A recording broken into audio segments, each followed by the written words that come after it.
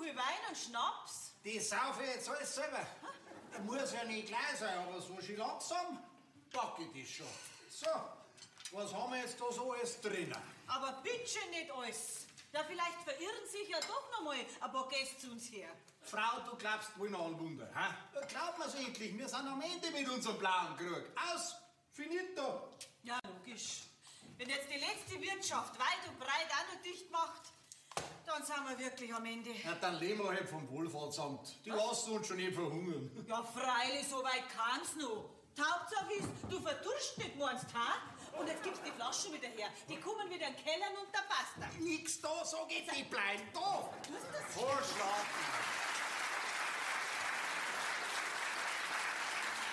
Wenn ihr zwei nicht einigen könnt, wohin mit den Flaschen, dann eine her zu mir. Weißt du grad, du schon wieder da bist? Ich sehe, deine Freude ist groß. Ja, krieg jetzt einen Schuppen.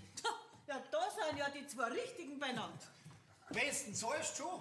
Oh, habe ich schon ein einziges Mal nicht bezahlt. Ja. Eben, jetzt tu schon her, die Flaschen. Und ein Glas Bütchen, gell? Holst du die ganze Flaschen? Ja, logisch. Der Doktor hat gesagt, Rotwein ist gesund. Du willst jetzt aber nicht die ganze Flaschen trinken. Logisch. Ich fahr dir fein nicht wieder heim, so wie beim letzten Mal. Ach, da auf der Ofenbank liegt es auch ganz gut. Nein, nix da. Wenn Gäste kommen und du schnarchst da herin. Was denn für Gäste? Das ist auch wieder recht. Beni, so geht doch das nicht weiter. Bei dir meinst du? Nein, bei dir. Nimm halt jetzt endlich die Tilde. Oh. Ja, dann bist du aufgeräumt. Und sie auch. Du, ich will weder die Tilde noch eine andere. Ich will nämlich überhaupt kein Weiberleid. Ende der Debatte. Ganz meine Meinung.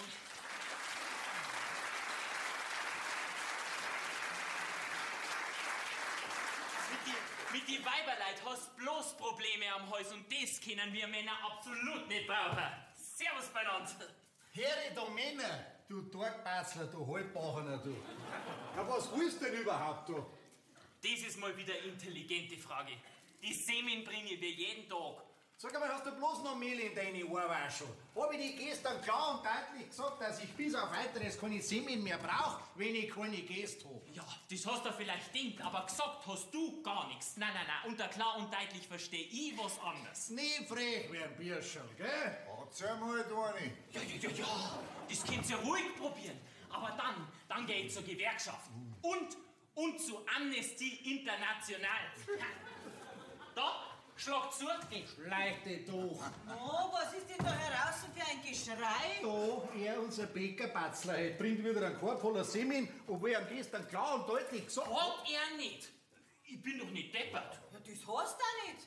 Ja, ich war doch die ganze Zeit dabei. Geh weiter, Bub, gib die Semen her. Ja, und du hast nichts gesagt. Meines hast du halt vielleicht gedacht. Ja, genau das habe ich auch gesagt. Und dafür will ich mir gleich ein Watschen geben. Aber das kann ich jetzt wirklich nicht auch noch brauchen. Mir reichen schon die Watschen von meinem Meister die ganzen letzten Jahre. Und in Zukunft könnt ihr schauen, wo ihr eure depperten Semen herbringt. Ich habe die Lieferung auf jeden Fall ab sofort eingestellt. Und dich, mein lieber Benedikt Wurzer, dich kenne ich in Zukunft nicht mehr. Na, du bist ab sofort Luft für mich. Morgen hol ich den Korb wieder. Und jetzt bist du ein Liebsten, ha? Ist das so ein lieber Kerl, der Rudi? Ein lieber Kerl, du, eine freche Goschen, oder? Ja, die braucht er schon bei euch zwei Büffi. Ach, das reg ich mich überhaupt noch auf. Was machen wir jetzt mit den Semen? Semmelnknödeln. Die mag ich besonders gern. Das ist vielleicht ein Tripfel, sag ich dir. Tu die Flaschen her. Was Sonst liegt's denn? gleich wieder unterm Tisch. Ja, die hab ich gezahlt. So, wann denn? Ja, wollte ich zahlen, wollte ich sagen. 98 Was? Das ist ja Wucher. Ein paar alte Magel kannst du haben. Euro. Ich danke dir, mein lieber Matthias. Das werde ich dir nie vergessen. Was? Na halt, der Markenwatsch, so wird das bei nicht.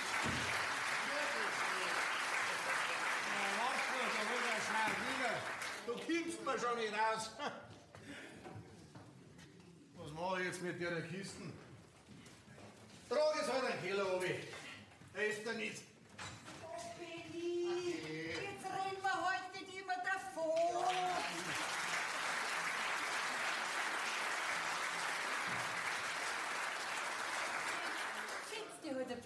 zu mir. Mei, ich bin jetzt so lang gesessen, ich hab schon einen Krampf im Hinterteil. Ja, sag ich doch immer, du bist als Mesner nicht ausgelastet. Drum musst du dauernd im Wirtshaus umeinander hocken. Hast keine Versorgung, kein richtiges Daheim, keinen Zuspruch. Das ist doch kein Leben, nicht sowas. Hast du eine Ahnung, was das für ein Leben ist? Frei und ungebunden, mein Lieber. Frei wie ein Vogel, so frei. Ach so, Alter. Benni, du sollst mehr auf deine Gesundheit achten. So viel Alkohol ist nicht gut für dich. Ja, jetzt lass mich doch gerade wieder aus. Ich muss in die Kirchen über die Sakristei zusammenräumen. Benni, jetzt sei halt nicht immer so.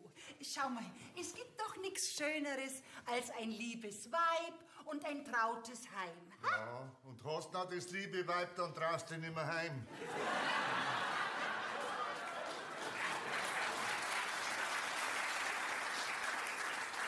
Außerdem habe ich dir schon 10.000 Mal gesagt, ich heiße Bene und nicht Beni.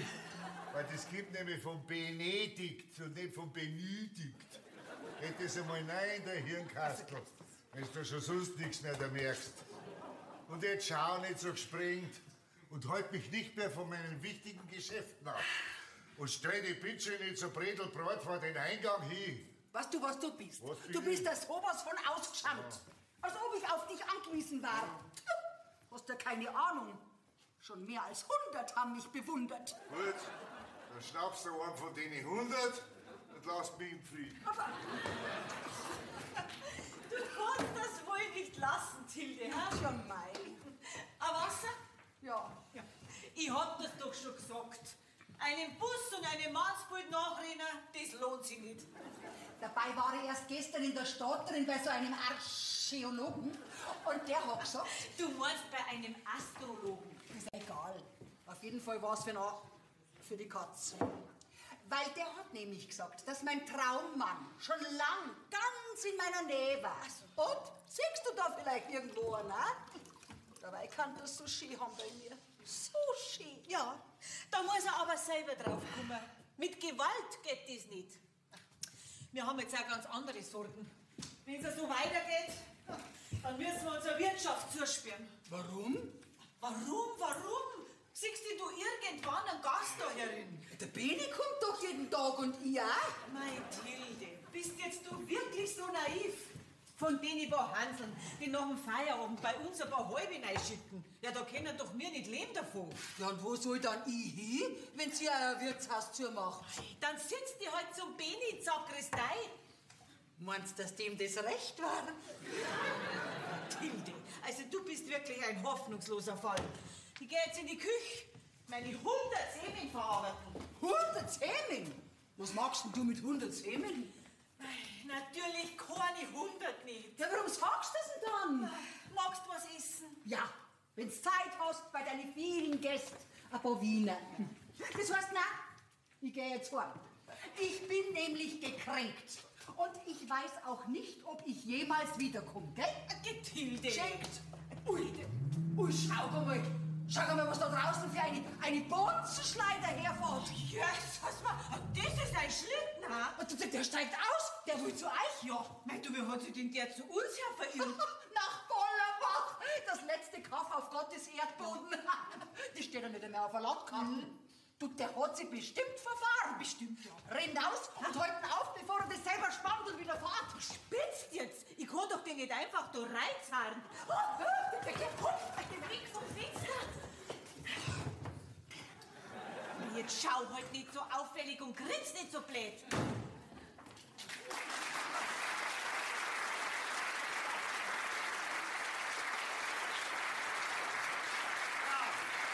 Schönen guten Tag, die Damen. Ne? Ja. Ach, die werte Frau Wirtin, nehme ich an, ja? Ja, wenn's erlaubt ist. Freut mich ungemein, dass ich dieses Uriefleckchen Bollerbach, wie man soeben aus der Spielzeugkiste in der Landschaft gewürfelt gefunden habe. Ne? Das ist ja ein Preis. Ja. Berliner, wa? Ja, direkt aus Berlin-Spandau in das wunderschöne Bayern geflüchtet. Ja, gefahren. Nicht? Ja, waschechter Preußen. Nicht? Ja. Ich darf mir vorstellen, Knuppe. Jörg Knuppe. Ja, das freut mich aber, ja. Ja, was wollen Sie denn dann bei uns? Ich meine, womit kann ich dienen? Ja, also normalerweise nehme ich um die Zeit immer ein Rentnergedeck. Hä? Ja, Rentnergedeck. Eine Molle, ein Korn und eine Zigarre. Aber das kennen Sie, bei Ihnen heißt das ja Brotzeit hier, wa? Ja, dann hätte ich gerne Brotzeit. Ja. Ne? Ja, und wenn Sie vielleicht ein Zimmerchen hätten für einen armen Wandersmann. Armer Wandersmann ist gut bei dem Schiff da draußen. Hilde, willst du noch was? Ja, zuhören. Sag mal, die Ehen scheint ja nicht sehr frequentiert zu sein von Fremden, wa? Ja, mei, zu uns verirrt sich nur seltener Fremder, leider. Das war doch völlig unverständlich, ne? Ich meine, bei der wunderbaren Aussicht hier, wäre ja auch auf der anderen Seite auch wieder ganz gut für mich, nicht? Also generell gesehen, meine ich, ne? Ja, haben Sie jetzt ein Zimmer? Ja, die haben einen Haufen Zimmer und alle sind's leer, gell? Frau Wirtin, ich hätte jetzt gern noch einen Schoppen Wein, gell? Aber nicht von dem billigen Fussel. Wir haben keinen billigen Fusel, gell? Wir führen nur Qualitätswein, ja. Und den kannst du sowieso nicht leisten. Hast du nicht vor einer halben Stunde gesagt, dass du Kartoffeln auf dem Herd hast? Was für Kartoffeln? Die dir gleich abbrennen, wenn du jetzt nicht gehst. Auf Wiedersehen, Tilde. Ja, mein Gott, ich geh ja schon. Oh, man weiß ja schließlich, was sich gehört, gell? Auf Wiedersehen, der Herr. Man wird sich mit Sicherheit bei Gelegenheit wieder begegnen. Ja, das wird sie nicht vermeiden lassen, ne? Ja, gehen wir. Wie hat es dir das gemeint? So, wie er es gesagt hat. Wirklich. So. Schubzeiten einhetzen. Das ist ja eine ulke Person, ne? Ja, so kann man sagen, gell? Ja. So, jetzt richte ich eine kleine Brotzeit her, gell? Und dann richte ich Ihnen das schönste Zimmer im Haus her. Wie lange wollen Sie denn bleiben? Och, das ist unbestimmt, ne? Ach so, ja, ich meine ja nur, damit wir uns darauf einstellen können, gell? Ja, also das Zimmer kostet mit Frühstück pro Nacht 45 Euro, wenn's recht ist, ja. Ja, na gut, ja. So, hier haben Sie 500 Euro Vorauszahlung. Ist das gut so? 500? Ja. Einfach so? Ja. Ja, und wenn Sie jetzt gar nicht so lang bleiben? Doch, auch kein Problem, das wir die lösen könnten, ne? Ja, danke schön, dann richte jetzt gleich die Brotzeit her, gell? Ja. Moment, aber mal Matthias! Bringswo! Ja, kümmere dich bitte schön um unseren Gast. Der bleibt mindestens eine Woche, wenn nicht länger. Gell, lieber Herr Knuppler? Knuppe. K-N-U-P-P-E. Knuppe. Ne? Knuppe. Ja. Was ist Knuppe. los? Jörg Knuppe, mein Name, ja. Ich gedenke, eine Zeit in Ihrem Schnuckli in Bollerbach zu verweilen. Okay. Ja. Ja, mir soll es recht sein. Dann gehört einer da, der Brotzige, ich mein, der Schlitten da draußen. Da muss ich mal dafür entschuldigen. Nein, um Gottes Willen, aber ich mein, so ein Gefährt, das passt doch besser nach Kitzbühel oder nach St. Moritz. Nee, zu viele Russen. Wo sind Russen? Was willst denn du schon wieder da? Der Meister braucht seinen Korb. Servus, ich bin der Rudi und ich bin der Einzige, das heißt der beste Bäcker gesehen in ganz Bollerbach. Und wer bist nachher du? Sind Sie? Jetzt hol deinen Korb, geh in die Küche und dann verschwind's, gell? Weil wer du bist, das interessiert hier keine Menschen. Doch, das ist ein cleveres Kärtchen, nicht? So was gehört nach Berlin, nicht nach Bollerbach, nicht? So, machen Sie mir mal ein Bier, ja? Jawohl. So, ich bin der Jörg Knuppe, für dich der Jörg. Ja, passt. Siehst du das? Der Herr erkennt meine Qualitäten. Wenn ich es Ihnen ja sag, meine Fähigkeiten verkümmern in dem Kaff. Ja, ich werde permanent verkannt. Also, wenn Sie nichts dagegen haben, packe ich gleich mal Zeit zusammen und dann können Sie mich mitnehmen, wohin auch immer. Schlamm sei? Nee, also so schnell schießende Preußen wir auch nicht. Nee, also ich bin ja erst noch ein Weilchen hier, da können wir uns beide ja mal ganz unverbindlich unterhalten, ne?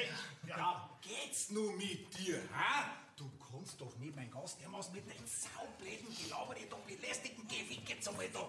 Entschuldigen Sie vielmals, Herr Knuppe. Zum Wohle, gell? Und du gehst jetzt da rein, holst dein Korb und dann verschwindst. Also seien Sie doch nicht so harsch zu dem jungen Mensch. Ja, komm mal her, setz dich mal hin hier. So, hier. Schenk ich dir, kauf dir was Schönes, ja? Aber nichts zu paffen und nichts zu saufen, hast du mal verstanden? Naja, ich meine, ich brich zusammen, ich brich auf der Stelle zusammen, das ist ja ein Hunderter. Was muss ich dafür tun? Nichts. So, und jetzt gib Jummi. Was? Gib Jummi, verfatzt da. Ach so, ja. Das macht dem Knuppe Freude, ne, wenn er sieht, dass sich so ein junger Mensch auch freuen kann, ja? Also, sind's mir nicht böse, ich find das nicht gut, dass der Herr Lodri für nix und wieder nix einfach 100 € kriegt. Das verdirbt den Charakter. Was meinen Sie, wie oft dass der jetzt auf der Matten steht? Ja, damit wäre ich schon fertig. So, jetzt geh halt wieder. Was ist denn? Bitteschön. Hast schon Zeit genommen. So, ich wünsche guten Appetit. Ach, ist das herrlich. Wie war nochmal der Name? Wir schreiben uns Birkmoser. Ja, aber Sie dürfen ruhig Monika zu mir sagen. Monika, was für ein schöner Name. Ja. Hat's doch noch nie gegeben, dass uns fremde Gäste duzen. Das kommt ganz auf den Gast drauf an.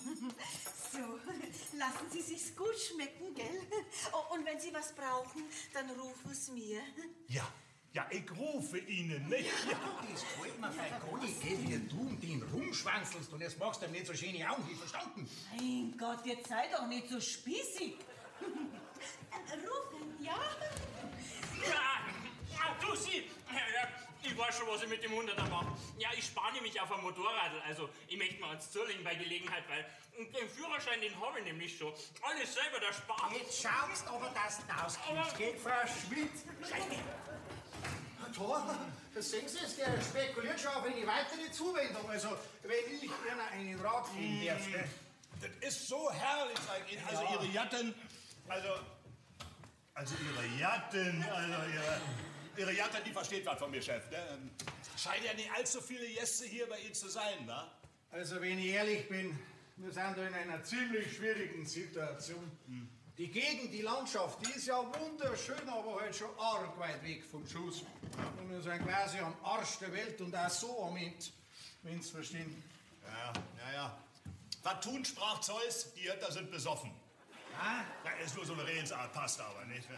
Ja, also, ich meine, eigentlich ist ja die Gegend hier ganz schnucklig, wa? Aber irgendwie ist das auch so ein bisschen hier wie Bayerisch-Kongo, wa? Naja, also, ich meine, von dem ganzen Brezen-Weißwurst-Radius ist das doch hier so was wie der letzte Zipfel, ne? Dann müsste aber alles irgendwie so ein bisschen, wie soll ich sagen, aufgepeppt werden, damit der Laden wieder läuft, ne? Mann, das weiß ich nicht selber. Aber wie? Und vor allem mit was? Die Redari Geld, verstehen Sie? Bei dem schlechten Chef da habe ich nicht einmal was zurücklegen können. Ja, haben Sie wahrscheinlich alles selber, wa? Nee, kleiner Scherz, nicht böse sein, ne? Ja. Ich sage immer, Geld ist nicht alles, man muss es nur haben. Ne? Das verstehe ich jetzt zwar nicht, aber wer versteht jetzt schon ein Nordlicht, gell? Aber was ich gern verstehen möchte, was hat ein Mann von Welt, die Sie ja eindeutig sind, ausgerechnet da zu uns hier verschlagen? Ja, wie soll ich Ihnen das jetzt mit wenigen Worten umschreiben? Also ich habe fast auf den Tag genau 20 Jahre dieses Fangeisen hier dran, ja? 20 Jahre. Und der zieht sich, wenn Sie verstehen, was ich meine. Und ob ich das verstehe. Ach, führen Sie auch eine Glühwürmchen-Ehe? Hä? Glühwürmchen-Ehe, kennen Sie nicht? Nein. Nee? Ja, die Glut ist aus, aber der Wurm ist noch drin.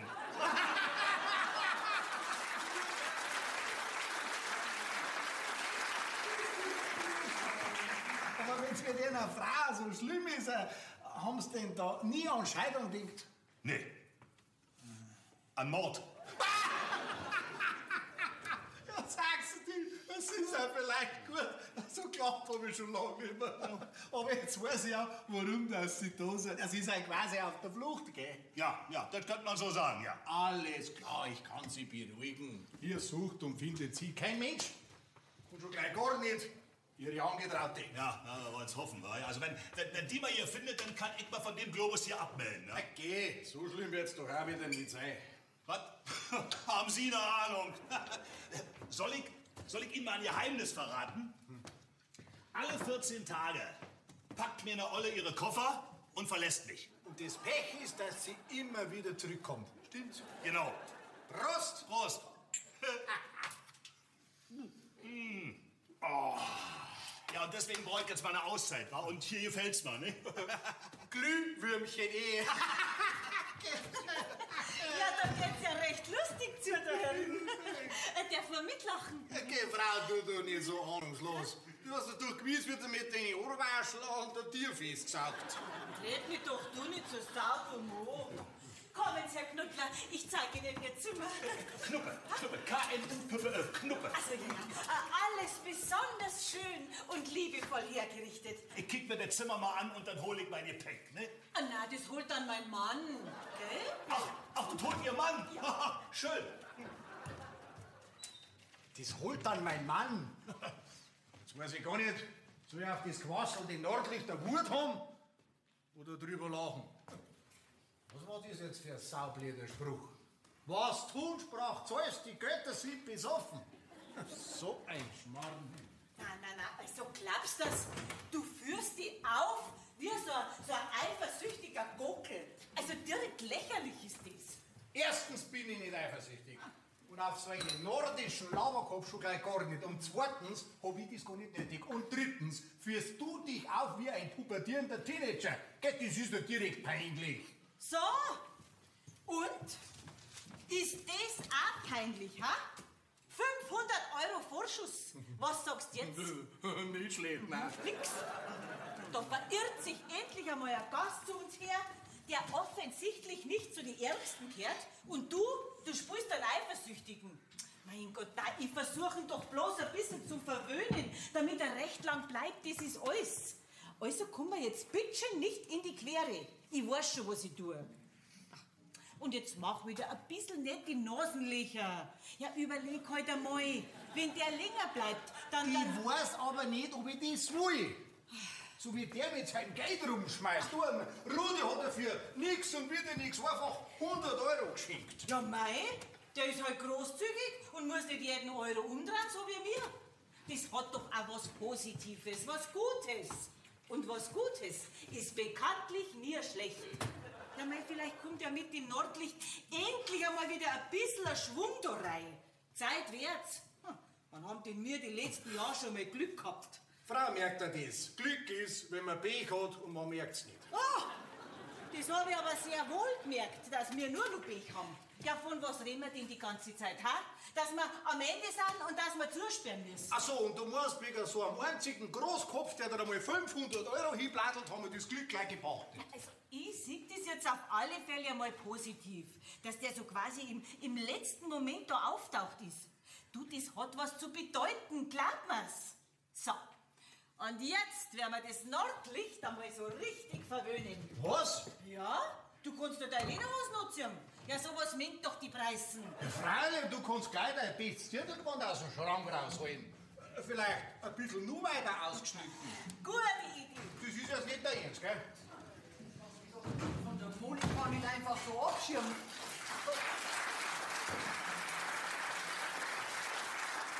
Schließlich ist das ein Wirtshaus und da kann ich hocken, solange wie ich mag. Frau Wirtin, Entschuldigung, ich hätte da noch mal eine Frage. Ich bin... Oh, mein Gott, Sie sind aber wirklich nur dazu gut, unschuldige Leute zu erschrecken, wa? Das haben sie aber jetzt nicht gesagt. Ich mein, nicht wirklich ernst gemeint, oder? Nee, nicht wirklich, nee. Ich rede nur Makulatur, ne? Ja. Das macht doch nichts. Das finde ich ja gerade so interessant an Ihnen. Ich darf Ihnen doch ein bisschen Gesellschaft leisten. Ja, ich weiß jetzt nicht, ob hier reserviert ist. Sie sind aber wirklich ein Witzbold. Ja. Ja. Ich bin Schelm, nicht? Ja.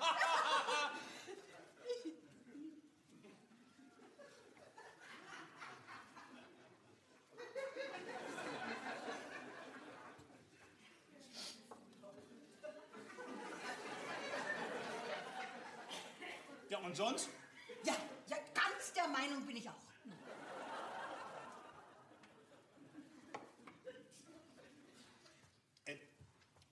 Ich hätte da mal eine Frage. Fragen Sie. Sie sind wohl noch Single, wa? Ja? Ja, dann werden Sie auch bleiben. Was hab ich gesagt?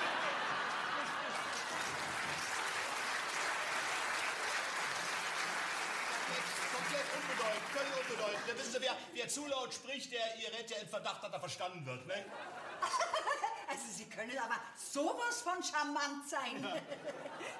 wissen Sie, bei uns in Bollerbach, da hat man ja selten, eigentlich nie die Chance, mit einem so intelligenten Menschen zu sprechen.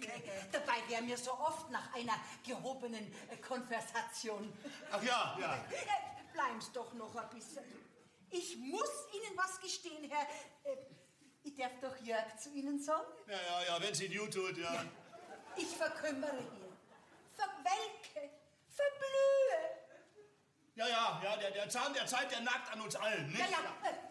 Sehen Sie mich an. Nee, lieber nicht. Dabei habe ich vielleicht durchaus einmal Schanzen gehabt, gell? Ja. Wann denn genau? Jetzt war es mir direkt verlegen. Oh, mein Gott, ist die hartnäckig. Grüß Gott. Jetzt weiß ich ja, wem der protzige Kiwi da draußen gehört. Vielen Dank, Herr Jörg, für diese wohltuende Unterhaltung. Ach, wie mir das gefehlt hat, mich mal mit einem intelligenten Menschen zu unterhalten. Wissen Sie, die Bevölkerung hier, die ist ja manchmal so einfältig, gell? Ja. Aber mein Gott, man muss sich halt arrangieren. Adieu. Ja, Wiedersehen. Bis bald. Sag einmal, spinnst du jetzt? Reg mich nicht auf. Ich bin in einer gefährlichen Stimmung. Ja. Dein Problem. Ja, aber die hat doch einen Sprung in der Schüssel. Ja, kann ich nicht beurteilen. Ich weiß ja nicht, wie sie sonst ist. Da bleiben. Also, einer gehört der protzige Kahn da draußen. Haben Sie was dagegen? Nicht wirklich. Ist ja klar, dass so ein Blechkiwi auf ein Weiberleid wie die Tilde ist, Eindruck macht, nicht? Da kann ich natürlich nicht konkurrieren. Sagen Sie mal, wollen Sie das eigentlich? Eigentlich nicht wirklich. Ja, ich auch nicht. Ich will auch nichts von Ihrer Tilde, das können Sie mal glauben. Ja, ist mir so gesehen wurscht. Wer ist wurscht? Hä? Das ist mir, ist ja egal. Also so können wir auch nicht zusammen. Also die Verständigung mit euch Bayern ist wirklich ein bisschen schwierig, wa? Ja, das kann man aber umgekehrt auch sehen. Oder mit einem Nordlicht. Ja, also mal Nordlicht, das sind die Leute aus Hamburg und von da ganz oben. Ich komme aus Berlin. Alles, was oberhalb der Donau wohnt, ist bei uns ein Nordlicht, passt da. Magst du auch ein Bier? Ja, im Prinzip schon, aber ich müsste erst noch mal mit der Frau Wirtin ein paar Worte. Ja, dann lass das bleiben. Ja, andermal vielleicht, aber dann lade ich Sie ein, ja? Das habe ich schon gehört, ja, dass du mit dem Geld gerade so um die wirfst. Das ist ja schon ein bisschen komisch, gell? Um nicht zu sagen, verdächtig. Aber jetzt einmal was anderes. Du bist doch gewiss ein gescheiter Mensch. Ne? Hättest jetzt du vielleicht eine Idee, wie man bei uns am Sonntag mehr Leute in die Kirche bringen kann? Ja, unser Herr Pfarrer, der mag schon gar kein Mess mehr lesen für die 3 alten Weiber, die da über drin hocken. Ja. Die Kirche ist ja nun nicht so mein Ding, nicht? Also, ich meine, mit dem da oben bin ich ja einverstanden, aber nicht mit dem Bodenpersonal, nicht? Ja, warum beschäftigen Sie sich denn mit dem Problem? Weil ich der Messner bin. Ja, wer? Der Messdiener. Ja, und wenn die Pfarrei da hops geht, dann bin ich arbeitslos, verstehst? Naja, vielleicht könnte man ja bei diesem allgemeinen Rauchverbot heutzutage, vielleicht könnte man einen Rauchergottesdienst einführen. Einen Rauchergottesdienst? Ja, gibt's denn sowas? Ha, und da darf ja jeder dampfen, wie er mag? Haha, das ist ja, genial ist ja das, da muss ich gleich über, das muss ich sofort unseren Herrn Pfarrer verklicken. Ja. Aber gell, dass das klar ist, die Idee ist von mir. Ja. Mein Gott, da verstehen wir einer diese Bayern. Ja, nichts Besonderes, ja. So eine Scheiße! Aber wie siehst du denn aus? Ja, gestrandet hat's mich. Was, gestrandet bist du? Nein, geschmissen hat's mich. Ja, das kommt alles bloß von der Hektik. Ich bin total im Stress. Ja, und mein Radl ist jetzt auch hier. Na mein Gott, so ein Radl kostet doch nicht die Welt. Ja, für mich schon. Jetzt kann ich mein Motorradl bis auf weiteres erst einmal in den Kamin schreiben. Ja, und mit dem 100er kann ich mein Radl nicht einmal reparieren. Ja, und ohne Radl, da bin ich aufgeschmissen, quasi bewegungsunfähig. Ja, mein Gott, da wird sich doch eine Lösung finden lassen für das Problem. Wie meinen Sie das jetzt genau? Ja, ja, wie schaust denn du aus? Ja, geschmissen hotzen.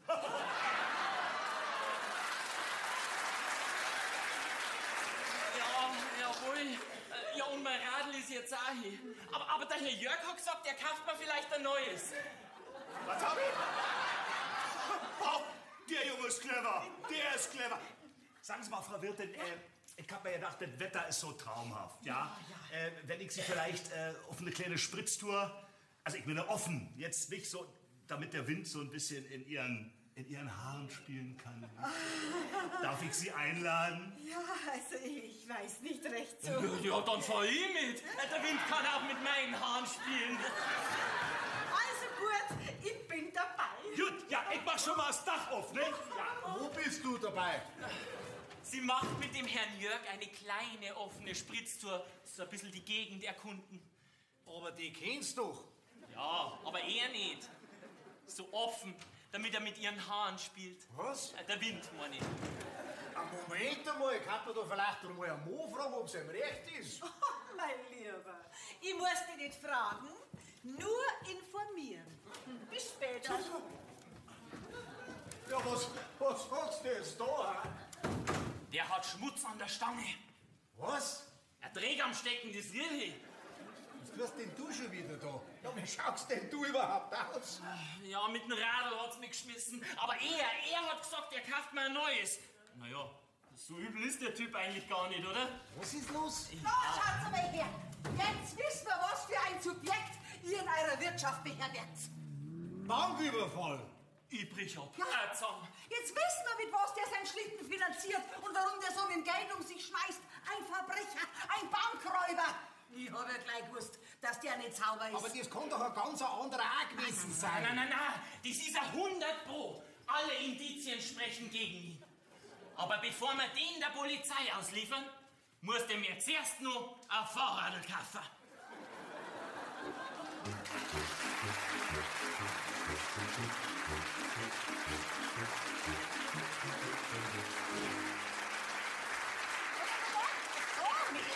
Das ist so ein Schmarrn. Bloß weil bei uns in der Gegend der Bank überfallen worden ist, muss doch das noch lange nichts mit dem Jörg Knuppitz da haben. Logisch, du bist natürlich befangen.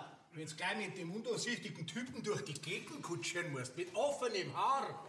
Lächerlich in deinem Alter. Was war die gewesen, wenn er die entführt hätte? Mein Gott, du redst so einen Kaster her. Warum soll bitte der entführen gehen? Was will denn der mit mir? Da fällt mir noch was ein. Der hat's mit den Russen. Ja, der ist vielleicht bei der Russenmafia und hat da bei uns in der Pampa sein Geld gebunkert. Ja, ich hab's ganz genau gehört. Russen. Ja, um Gottes Willen, das haben wir ja unseres Lebens nicht mehr sicher. Du schon.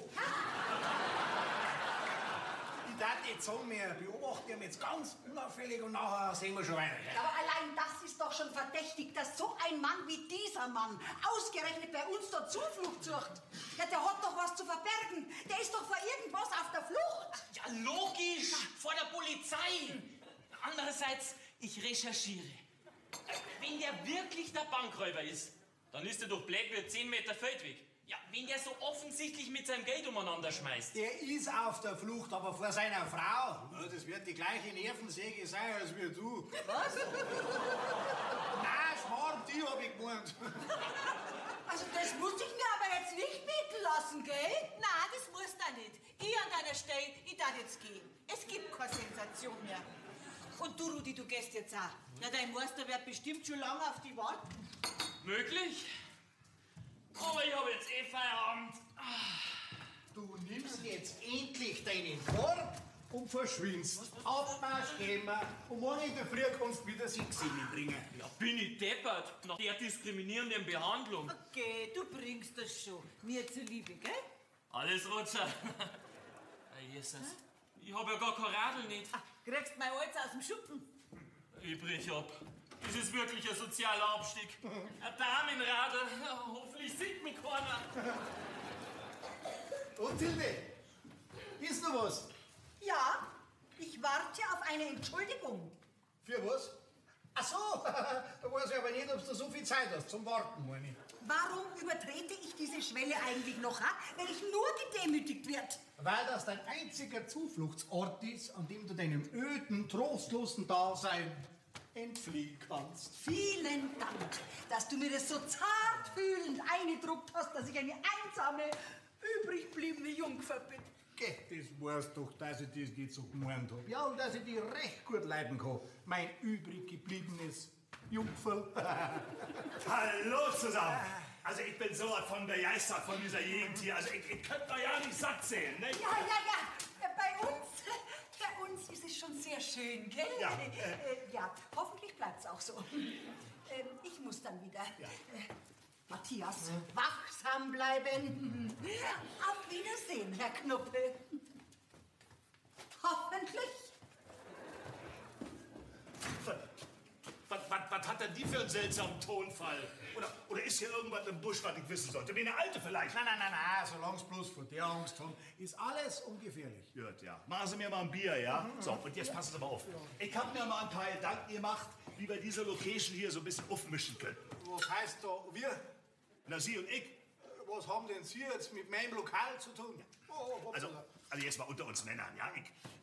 Ich bin dazu so ein bisschen Geld gekommen, nicht? Also, wenn wir sagen, ein bisschen viel Geld, nicht? Ja, und das möchte ich gerne anlegen. Oder besser gesagt, ich möchte ein gutes Werk tun, nicht? Und der Gedanke ist, wenn ich Ihnen jetzt hier helfe, diesen Laden so ein bisschen aufzupeppen, dann ist das doch ein gutes Werk. Oder sehen Sie das anders? Jetzt weiß ich gar nicht, was ich sagen soll. Zum Wohle, Herr Knuppe. Ja, ich kenne Sie doch gar nicht. Ja, und Sie kennen doch mich auch nicht. Wissen Sie, mir gefällt das alles unwahrscheinlich gut hier, wa? Und ich könnte Ihnen Geld geben. Ja, zu besten Konditionen. Von mir ist auch zinslos. Also im Grunde genommen brauche ich ja keine Zinsen. Nicht? Vielleicht so eine kleine Beteiligung, wenn der Laden hier mal läuft. Nicht? Von was redst denn ihr? Ja, der Herr Knuppe. Jörg, ich bin der Jörg. Ja, der Herr Jörg möchte uns ein Angebot unterbreiten. So? Ja, dann schießen's los. Bitte nicht. Habt ihr Jugend hier in Bollerbach? Ja. Grad nur. Gut. Habt ihr auch eine Disco? Na. Ja, ne, da ist schon der erste Hund begraben, nicht? Ich meine, diese armen Jugendlichen, die müssen noch weiß der Geier wie weit fahren. Ja, jedes Wochenende die nächste Disco, ne? Ja. Also, was fehlt hier? Eine Disco? Genau. Ein Disco da bei uns? Also, ich weiß nicht. Überleg doch einmal, Matthias. Ja, wir haben doch den wunderbaren Stadel hinten in der Wiesen. Praktisch kein Hof, weit und breit, der gestört werden kann. Ja. Ich hab mir die Location auch schon mal angekickt, war. Ist an sich ideal für eine Disco, ne? Müsste ein bisschen um- und ausgebaut werden, aber da sehe ich an sich kein Problem, ne? Aber ich schon. Und das alles mit einem fremden Geld. Ja, nicht, dass da was ist, was wir nicht wissen. Weißt du schon? Quatsch mit Soße, du denken sie doch nicht immer so kleinbürgerlich spießig. Ich meine, Gott, wenn sie so eine Chance kriegen, sie doch nie wieder im Leben. Ne? Kommt nicht jeden Tag ein Knuppe mit Taschen voller Kohle um die Ecke. Ne? Also jetzt mal weiter. Also diese Zimmerchen hier. Oh, Gaststube. Ja, egal. Also diese Zimmerchen, das wird eine knallharte Location. Ne? Und da steht abends immer ein cooler Barkeeper. Ja, und wer soll da Dorf noch kommen? Der Wurzelbeni, die Tilde und noch ein paar so alte Rentner. Nee, wir holen die ganze Stadtbevölkerung hier raus. Was wenn sie wieder dir fragt, ist nicht so eine Urie-Kneipe auf dem Lande mit guter, deftiger Küche, nicht so ein rustikales Ambiente. Ne? Verstehen Sie, was ich meine? Also, ich weiß nicht. Ich weiß nicht. Oh. So, diese Fenster hier, die werden vergrößert für einen Ausgang auf die Terrasse. Ja, im Sommer bunte Lampions, so ein bisschen Romantik. Ja, der Blick, der muss weiter auf die Felder, auf die Wiesen. Nicht? Ich meine, Sie haben doch hier Landschaft. So weit das Auge reicht, wunderschöne Landschaft. Ich sage Ihnen, die Leute rennen Ihnen hier die Bude ein. Ja, das klingt jetzt alles recht schön, gell, aber... Nicht aber. Ich sehe schon, Sie haben ein kleines Problemchen mit dem Hirnschmalz, wa? Ja. Irgendwie null Peilung Richtung lukrativer Future, ne? Ja, okay, aber man wird doch noch ein bisschen nachdenken dürfen. Sowas geht nicht von 0 auf 100. Ja, also ich finde die Idee eigentlich super. Mein Matthias, wir müssen was wagen. Ja, Stillstand ist das Ende. Morgen, wenn wir kein Geld haben. Mein Gott, red ich denn Chinesisch oder was? Ich habe Geld. Ich habe mehr Geld, als ich verbrauchen kann. Und das möchte ich anlegen. Und zwar genau hier. Und Ihre Frau? Dankeschön. Müssen Sie mir jetzt diesen wunderschönen Tag versauen, ja?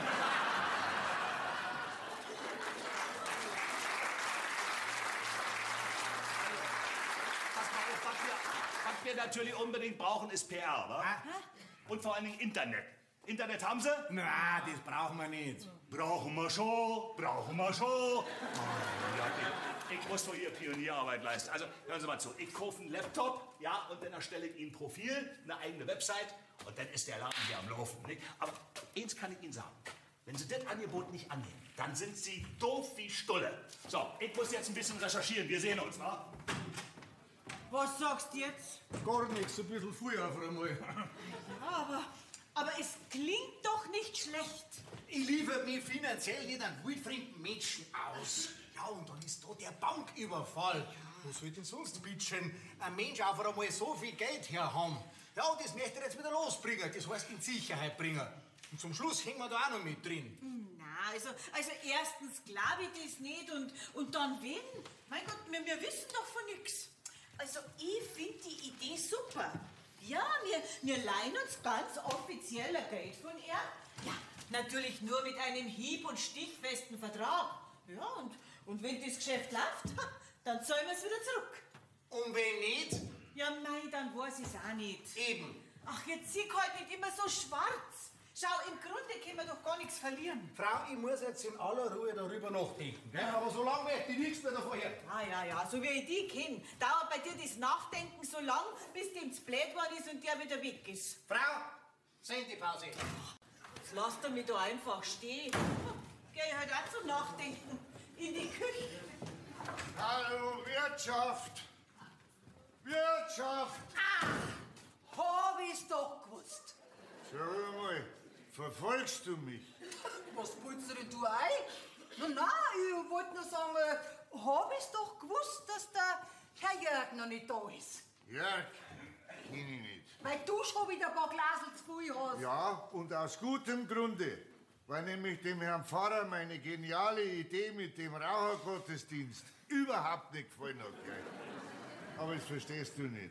Sag mal, was willst du denn andauern von dem preußischen Laberkopf? Von diesem Mr. Super wichtig? Das, was ich von dir nicht krieg. Eine gepflegte Konversation. Unter anderem. So unanständige Sachen mache ich nicht. Sehr fix, wo bleiben die Wirtsleute? Mein Gott, Beni. Bene! Ja, du tust mir so leid. Du bist so ein armes, verirrtes Geschöpf, Ich gell? hab mich noch nie verirrt. Ich hab immer noch heimgefunden, gell? Und jetzt lass mich im Frieden, du störst meine Gedankengänge. Weil sonst geh ich auf der Stelle wieder. Was ohne Grund? Einfach so. Warum? Wie hättest du es denn gern, dass ich mich von dir verabschiede? Mit Blasmusik. Du bist so ein gemeiner Mensch, Douglas. Du hast so eine Frau wie mich überhaupt nicht verdient. Endlich siehst du das ein. Mann. Die hat's aber eilig. Was haben sie mit der gemacht? Oh, mein Lieber, seitdem die aus der Schule ist, verfolgt mich dieses lästige Weibsbild auf Schritt und Tritt und permanent. Also ich weiß schon gar nicht mehr, was ich tun soll. Ich glaube, da gibt's nur eine Rettung. O Herr, erlöse mich von allem Übel. Amen. Um Himmels Willen, Sie denken doch nicht etwa an Mord. Nein, an Heirat. Erbarmen meinerseits. Vielleicht habe ich dann mal Ruhe, gell? Denn Sie wissen nicht, was Sie reden. Ja. Und dann nimmt das Elend seinen Lauf. Glauben Sie mir, ich weiß, wovon ich rede. Also, wenn Sie in die Richtung kapitulieren, ja, dann hängen Sie bis an Ihr Lebensende am Tropf von dieser Tilde. Habe ich auch schon befürchtet, ja. Übrigens, kommen wir ja nicht mehr mit so einer Schnapsidee wie mit dem Raucherdings da, gell? Ja, der Herr Pfarrer hätte mich bald fristlos an die frische Luft gesetzt. So, jetzt gehe ich wieder heim zu meiner fast leeren Flasche.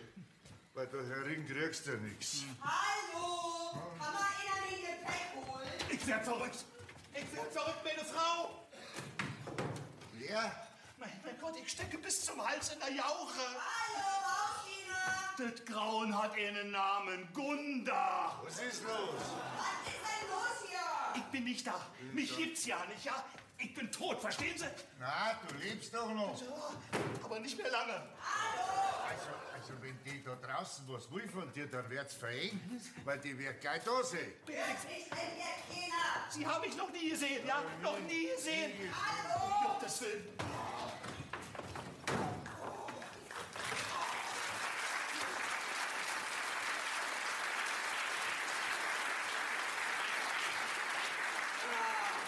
Was ist denn das hier für eine Kaschemme?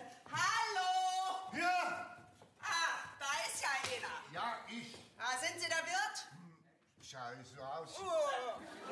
Also, ich hatte noch nicht das Vergnügen, allzu viele Wirte in Bayern zu sehen, was ich auch nicht unbedingt bedauere. Ja, und wo finde ich die Wirtsleute? Keine Ahnung. Na, das ist ja mal eine erschöpfende Auskunft, wa? Ja, und? Haben Sie vielleicht hier in diesem Ort oder in diesem Gasthaus sonst irgendwen gesehen? Wen soll ich gesehen haben? Na, eben jemand, den Sie sonst noch nicht gesehen haben. In Fremden. Fremde kommen zu uns gar her. Und wenn sie herkommen, dann sehe ich sie nicht. Ach, was wollen Sie denn damit sagen? Nix, gar nichts. Es ist keiner da, also habe ich auch keinen gesehen. Wollen Sie sonst noch was wissen? Ja, allerdings. Ah, Sie sind da wohl nicht der richtige Ansprechpartner Sehe für ich mich. genauso, ja, sehe ich. Übrigens, einen festen Strohhut haben Sie da auf. Ach, na also, dass Sie das bemerken? Ja, da ist ja jemand. Oh, entschuldigen Sie, aber ich war gerade in der Küche beschäftigt. Ja, na endlich. Gunda Knuppe, angenehm. Oh, ja. Ja, also eigentlich wollte ich Sie ja nur mal was ganz Vertrauliches fragen. Ach so, ja. Ja, also ich wollte Sie fragen, ist Ihnen in letzter Zeit eine männliche Person aufgefallen, die nicht, sagen wir mal, hierher an diesen Ort gehört? Oh, ist doch eine Hitzcherin. Ich mache mal ein Fenster auf. Also Sie meinen jetzt eine Person, die nicht hierher gehört? Ja, na, das ist ja wohl nicht so schwer zu verstehen, oder? Ich meine, vielleicht nächtigt diese Person ja so ja hier im Haus. Oh, nein, das müssen Sie wissen. Kommen Sie mal bitte mit. So, jetzt schauen Sie mal da rein, bitte schön. Sehen Sie da was? Nein, nix sind's. Und ich bin sehr korrekt, gell? Ja. Ich trage jeden Gast ein. Naja, dann werde ich vorsichtshalber mal ein paar Tage hier bleiben, wa? Ja, Sie haben doch noch Zimmer frei. Das könnte jetzt aber schon eng werden, weil das ist... Ja, also sehr eng. Also ich bitte Sie, ja, Sie haben doch nicht eine einzige Reservierung hier in dem Buch. Aber eine Renovierung haben wir. Ja, eine Renovierung steht an. Naja, dann warten Sie eben noch ein paar Tage mit Ihrer Renovierung. So, was kriegen Sie denn für die Nacht mit Frühstück? 60 Euro. Ja, Sie nehmen es ja wohl auch von Lebendigen, wa? Ja, die Toten zahlen immer so schlecht. Ja.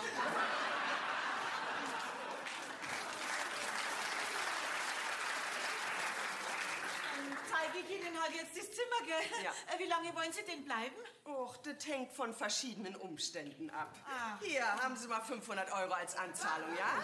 Also, Quittung geben Sie mir morgen. Ja, vielen Dank, aber wir brauchen keine. Ja, also, da könnten Sie natürlich schon recht haben, gell, mit diesen verschiedenen Umständen, meine ich. Ja, also gut, bitte kommen Sie doch mit. Ja, und mein Koffer? Ja, den müssen Sie schon selber tragen. Wir sind ja schließlich kein Gros-Hotel. Elende Kaschemine. Jetzt?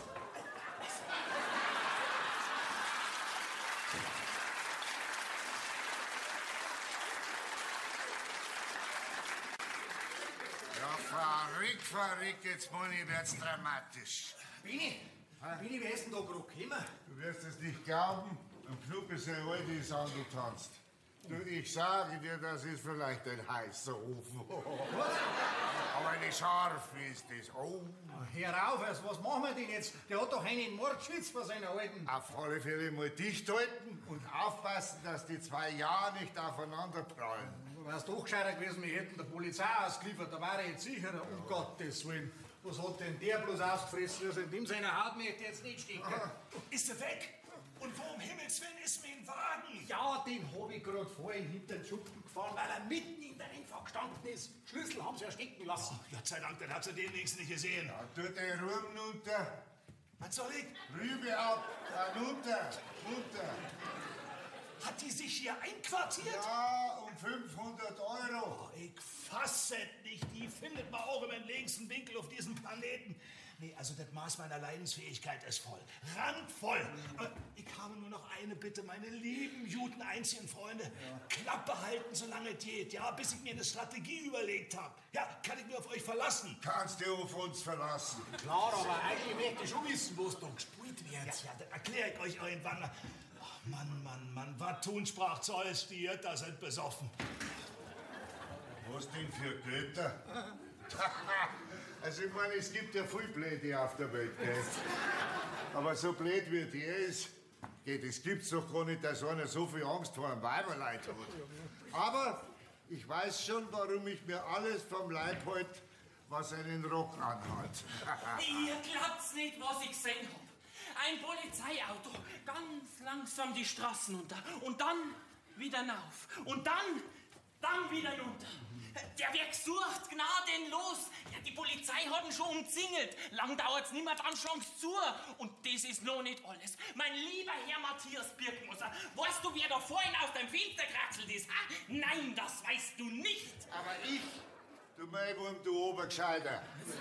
Das war der Knuppi, dem hab ich zur Flucht verholfen, weil nämlich seine holde Angetraute da aufgetaucht ist. Ich brich ab. Ja? Was will denn die da? Also wie es ausschaut, ihm verspeisen mit Haut und Haaren. Die muss weg. Die muss weg und zwar schnell und unauffällig. Da hilft nur eins. Ein Schwammerl essen. Ja, ich war halt beim Schwammerlsucher. Ja, und da ist einer dabei, der schaut ein bisschen verdächtig aus. Ja, und da soll die Monika morgen ein Schwammerl essen kochen. Ja, und da mischt man den drunter. Gut, oder? Spinnst du? Ich vergift doch keine meiner Wirtschaft. Na, nicht gleich vergiften. Nur so ein bisschen außer Gefecht setzen. So eine kleine Influenza. Du bist mir vielleicht der Richtige. Du kannst dann direkt unheimlich werden. Aber dass die Polizei jetzt da bei uns patrouilliert, also das ist schon sehr seltsam. Langsam glaube ich wirklich, dass der nicht bloß Angst vor seiner Frau hat. Also Geld nehme ich von dem keinen Cent. Welches Geld? Das geht dir nichts so und jetzt verschwindet. Warum werde ich in eurem Haus eigentlich ständig rausgeschmissen? Aber sag später ja nicht, ich hätte dich nicht gewarnt. Was ja mich interessieren hat, das war, wie hat die denn da heraus bei uns, so quasi am also der Welt, gefunden? Das ist doch sowas von sonnenklar. GPS. Hä? GP was? Ihr habt's wirklich keinen Durchblick, oder? Ja. GPS. Global Positioning System. Das weiß doch schon jedes Baby. Zumindest ein jeder gebildeter Bäckergesell. Halt, Rudi! Rudi! Ja. Bring die Schwammerl mit für alle Fälle. Ja.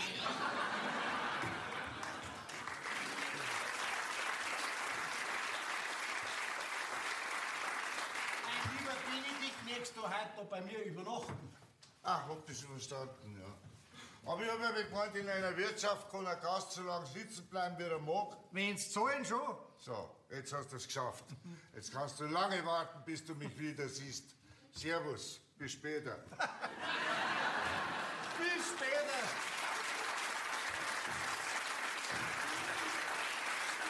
Was machen wir denn jetzt, ha? Jetzt hat jeder von denen zwei ein Zimmer am anderen Eck, aber das wird sich nicht vermeiden lassen, dass sie die zwei mal treffen. Das ist dann immer unser Problem. Ja. Frau, sitzt die mal hin. Wer gehen wir jetzt als nächstes vor? Ich kann schon gar nicht mehr denken. Also, dass einer auf einmal so viel Geld hat, also das ist schon sehr verdächtig. Ja. Zweitens, dass die Polizei einen sucht und ausgerechnet da bei uns, das ist noch viel verdächtiger. Sag einmal, machen wir uns da eigentlich strafbar, wenn wir das nicht melden, oder nicht? Na, weil uns das nicht so geht. Ja, woher sollen denn wir wissen, wen die Polizei sucht und dass der Geld hat? Naja, bloß darf man dann halt auch nicht auf das Angebot eingehen. Mein Gott, nein, ich weiß ja auch nicht, was ich halten soll davon. Von dem nehme ich keinen Cent, weil das Letzte, was wir brauchen, das ist ein Disco. Ja, schon, aber wir könnten halt renovieren und investieren. Und so dumm sind die Vorschläge jetzt auch wieder nicht. Ist das schwierig. Wenn wir nur wisseten, ob das ein ehrliches Geld ist oder ob das bloß so ein Sprüchklopfer ist. Der wird wieder ausquartiert. Basta. Ist die Luft rein? Ja, komm jetzt nur rein. Ihre liebe Frau Gattin hat sich ein bisschen hingelegt. Ja, sie war etwas erschöpft. Also, sie hat jetzt das Zimmer am anderen Ende vom Gang. Ja. Müssen Sie halt ein bisschen aufpassen, gell? Das halten mir die Nerven nicht durch. Ich glaube, ich mache aus dem Staub. Das war zu erwarten. Nee. Nicht, was Sie denken. Nicht, dass Sie glauben, der Knuppe ist ein Sprücheklopper oder so. Nee. Bei meinem Angebot, da bleibt das. Hier, ich hab mal aufgelistet, was so anstehen würde und was das alles so kosten würde. Himmels Willen. Was, so viel Geld? Ja, von nichts kommt nichts, ne? Also, das alles wollen Sie uns leihen? Oh mein Gott, das können ja wir im Leben nicht mehr zurückzahlen. Ja, warum machen Sie das eigentlich? Ja, das frage ich mich auch. Das ist doch hirnrissig, einem Fremden so viel Geld leihen. Ihr beide, ihr habt es verdient, dass man euch auf die Sprünge hilft. Das habe ich auf den ersten Blick erkannt, nicht? Und nun bin ich nur mal in der glücklichen Lage, dass ich ein bisschen großzügig sein kann, wa? Ja, schon, aber Ihre Gattin, was sagt denn die dazu? Ist denn die überhaupt damit einverstanden? Meine Jatten kann man mal Mondschein begegnen. Ja, aber das Problem werde ich auch noch lösen. Aber die hat doch keine Ahnung, dass ich hier bin, oder? Nein, noch nicht, aber sie ist einer auf der Spur und lang kann es nicht mehr dauern, bis sie zusammenrumpeln. Sagen Sie mal, was soll denn eigentlich das Versteckspiel? Oder haben Sie vielleicht Angst vor ihr? Ich? Angst vor der? Naja, ein bisschen vielleicht.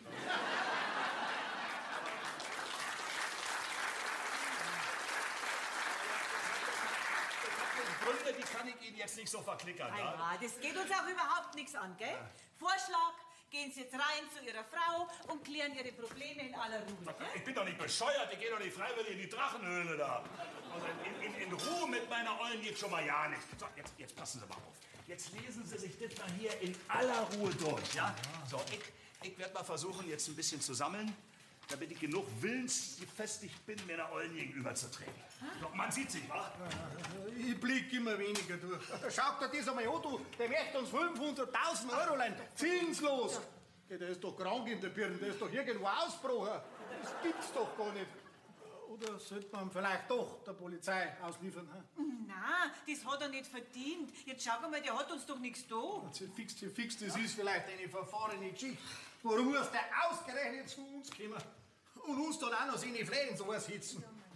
Das geht's mir genauso. Was tun, sprach Zeus, die Götter-Swip ist offen.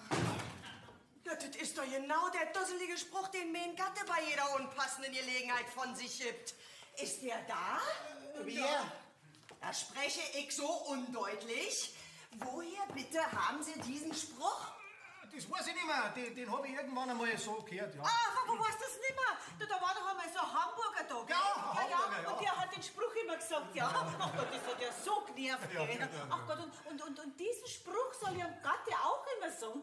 Ist ja komisch, gell? Sehr komisch. Entschuldigung, wollen Sie einen Kaffee? Ja, ein Kännchen. Ein Kännchen, jawohl, kommt sofort. Also, das sieht mir ja nur aber fast ein bisschen auf Luft aus, wa? Nein, wir haben uns nur selber ein bisschen verratscht, wissen Sie. Kommen Sie, nehmen Sie doch Platz, bitteschön. So, ja, also ich will ja nicht indiskret sein, gell, aber was ich so mitgekriegt hab, suchen Sie Ihren Mann. Und ob ich den suche? Na, der kann sich freuen. Ja, aber wie ist er Ihnen denn abhanden gekommen, Ihr Mann? Naja, nun weiß ich ja nicht, ob ich Ihnen die ganze Geschichte schon anvertrauen kann. Ich meine, ich kenne Sie ja nicht. Aha. Dann steckt bestimmt eine andere Frau dahinter. Ach, wenn's nur dit wäre. Also Sie sind vielleicht gut. Für mich wäre das so ziemlich das Schlimmste, was ein Mann anstellen kann. Ach, wissen Sie, mit Männern ist es doch wie mit Mäusen. Bitte? Naja, irgendwie sind so kleine Mäuschen ja ganz putzig, wa? Aber wenn man sie dann erstmal im Haus hat, dann will man sie doch am liebsten vergiften. Eine interessante Erkenntnis. Ja, mal im Ernst? Hatten Sie noch nie das Bedürfnis mit dem Gift oder so? Ja, also manchmal hat man durchaus so einen Gedanken in der Ja, Richtung. na sehen Sie. So, mein Problem besteht im Moment darin, dass ich ihn erstens mal noch nicht gefunden habe und zweitens noch nirgendwo die ausreichende Menge Gift bekommen konnte. Naja, ich meine, weil wenn schon, dann soll es ja auch schnell gehen, wa? Ja, weil dass er noch lange leidet, das will ich ja wirklich auch nicht. Oh Gott, jetzt weinen Sie doch nicht. Das ist so schlimm. Das ist auch viel schlimmer.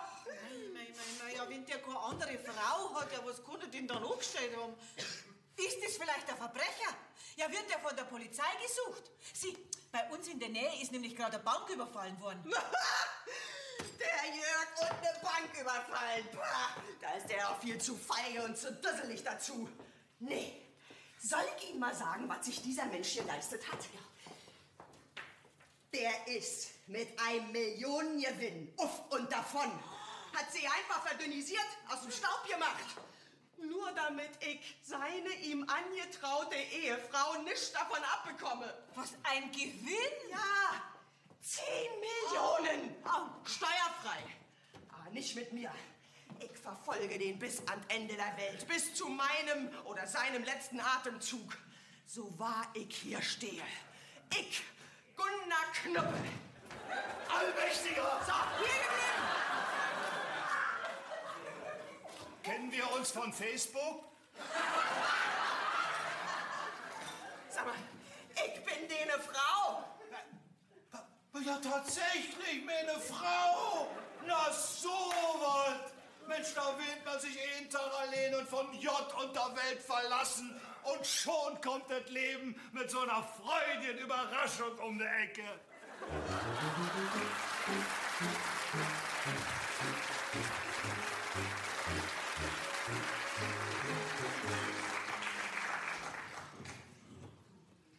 Ja, dauert es noch lange mit dem Essen? Ja. Bin schon da. So, bitteschön. Guten Appetit. Rudi? Rudi! Ach, Rudi, schlafst du? Standby-Modus. So ein armer Kerl, gell? Jeden Tag muss um 2 in der Früh aufstehen. Ja, aber schaust du denn jetzt so entsetzt? Sieh, das ist das Mittagessen, keine Dschungelprüfung. Sind das etwa Pilze? Ja, freilich, das ist ein Schwammerl. Schwammerl! Oh, halt! Nicht essen! Die sind gefährlich. Sag mal, spinnst du? Warum sind die gefährlich? Da hab ich ja selber schon 2 Teller vergessen. Ja, und? Wie geht's da? Ja, gut geht's mir. Und jetzt raus mit der Sprache. Was ist mit den Schwammerl? Ja, mir ist gestern auf die Nacht noch so ein Einfall gekommen. Ja, dass da einer dabei ist, den ich nicht so richtig identifizieren hab können. Ja, nicht, dass da einer, verstehst, hops geht. Na, das ist ja wohl die Höhe, wa? Da wären einem womöglich hier noch vergiftete Pilze vorgesetzt. Na danke, mir ist der Appetit vergangen. Ein Vorschlag. Machen's doch einen Test. Ja, bei ihrem Mann. Und wenn der hops dann nicht mehr essen. Also, jetzt schaffst du aber das Geschrei, gell? Und mach mich auch immer so schnell Blicke da herin. Entschuldigen Sie, Frau Knuppe, also wirklich, diese Jugend heutzutage, nichts für Blödsinn haben Sie im Kopf. Ah, na, Sie müssen diese Pilze ja nicht unbedingt gleich entsorgen. Im Ernst? Na, das muss ich noch überdenken, ja? Kommt auf die weitere Entwicklung an, wenn Sie verstehen. Also bei diesen Gästen wird's einem ja richtig warm ums Herz. Ey, Junge, komm mal her, jetzt warte doch mal. Komm doch mal zu mir rein. Also nochmal einen Versuch körperlicher Züchtigung brauche ich für nicht, gell? Hör mal, du kennst doch den Herrn Knuppe, wa? Ihren Ehegespons, meinen Sie? Na, mein Mann eben. Du hast ihn doch schon mal näher kennengelernt. Sag mal, was hat er denn so gesprochen und erzählt? Ja, pfui. Aber nichts, was man sich merken müsste. Aha, und hat er auch irgendwas über mich, seine Ehefrau, erwähnt? Na, über unwichtige Sachen hat er nichts erwähnt. Übrigens, merke ich mir solche Sachen ganz schlecht. Aha. Na, vielleicht hilft das hier deiner Erinnerung ein bisschen auf die Sprünge. Du, und das musst du wissen, mein Junge. Was sich dieser Herr mit mir, einer hilflosen Frau, geleistet hat, du, das ist schlichtweg eine Megasauerei, jawohl. Eine Megasauerei. Ja, pfundig, das gefällt mir. Ja, kann schon sein, dass mir noch was einfällt, gell? Hey, ich werde mal scharf drüber nachdenken. Aber wenn mir nichts mehr einfällt, zurück gibt's mir nichts mehr, gell? Dankeschön. Also, das ist ja ein ganz durchtriebener Volksstamm, diese Bayern. Nee, wen sehe ich denn da? Hast du gut geschlafen, Zuckerpüppchen? Geschenkt. Schöner Tag heute, wa? Was soll das werden, der Wetterbericht? Also, ich schwöre dir beim Grabe meiner Seelenfrau Mutter. Deine Mutter wurde eingeäschert. Gut, bitte, wenn du partout keine menschliche Annäherung willst. Und Mäusekind, erinner dich doch an die Zeiten, wo du immer so lieb und zärtlich zu mir warst, wenn ich müde und abgespannt nach Hause gekommen bin. Ach, da warst du in der falschen Wohnung. Gut, bitte, dann eben Klartext. Also, meine Ehe mit dir, mein Mäusekind, ja, das war so ab und zu, nee, meistens der Vorhof zur Hölle. Oh, also, das meinst du ja jetzt wohl nicht ernst? Nee, aber das musste mal gesagt werden, ne? Ich muss doch total dusselig gewesen sein, als du mal zum Standesamt geschleppt hast. Ey, jetzt halt mal bitte die Klappe, ja? Reden kann ich selber, du sollst mir zuhören. Ich fordere meinen Anteil von dem Gewinn. Da bist du mich los, endgültig. Wir hatten den Lottoschein ausgefüllt. Na du aber. Ja, und wir hatten bezahlt. Du, na und? So, also, wem gehört die Kohle? Du, wir sind schließlich immer noch verheiratet, ja? Und ich habe Nichts immer... hast du. Ja, nichts hast du. Und wenn ich dir was abgebe, ja, dann ist das so was wie eine freiwillige Spende, ja? Und wenn du dir das aufführst, dann bin ich vielleicht so ja ein bisschen großzügig, ne? Aber so wie das momentan aussieht, kannst du dir nicht in die Haare schmieren. Ach, Jörgilein, das habe ich doch nur wirklich nicht verdient, hä? War ich dir nicht immer eine gute Ehefrau? Das glaubst du jetzt so selber, wa? So, bevor ich dir was abgebe, streue ich das Geld lieber unter die bedürftige Bevölkerung. So, und jetzt sammeln wir hier nicht die Ohren zu, sonst kriegt noch einen Hörstoß. Jörgilein, ich leide. Wie schön! Na toll! Ja, Hauptsache, du spielst hier vor allen anderen die nordische Frohnatur, wa? Da kannst du deine eigene Frau ja behandeln wie so einen alten Wischlappen. Danke. Ja, bitte. Also eins habe ich in der Zwischenzeit gelernt. Die ganze Welt, einschließlich dir, hat meine Zuwendung und meine Güte nicht verdient. So, und jetzt ist hier Ende der Durchsage. Du, da werde ich meine Rechte in mir richtiglich einklagen, du! Ach, dieser herzlose Mensch.